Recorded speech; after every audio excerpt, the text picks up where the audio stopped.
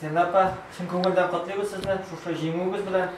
Безнең белән бергә булуыгыз өчен олы рәхмәтебезне җиткерәм. Барлык Маяк коллективысына. Шын көңелдән уңышлар, киләчәктә дә шулай бергә матурлык укырбыз. Бик зур рәхмәт сезгә. Маякны шулай истәлекле итеп укырлык итеп чыгарыгыз. Рәхмәт. Мен Галиева Сирина, Урмандай авылыннан килдем.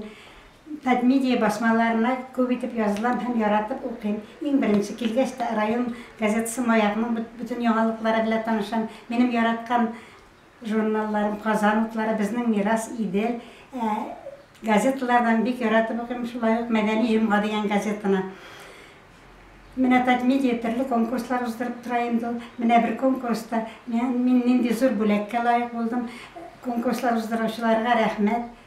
Ondan bizning rayonda әдәби марафон катнашучылар турында әйтәсем килә. Районнар килгәндә бик күп кешеләр катнашкан районнар, безнең районнан 15 кенә кеше катнашкан. Әйдәгез әле, барыбыз да китап укып, газета, журнал укып, шушы әдәби марафонда да катнашып, менә 11нче тапкыр үткәреләчәк. 1 апрельдән башлана 21 көн буена китап укып, үзеңә ошаган юлларын ВКонтактеда или Инстаграмда урнаштырып барырга кирәк.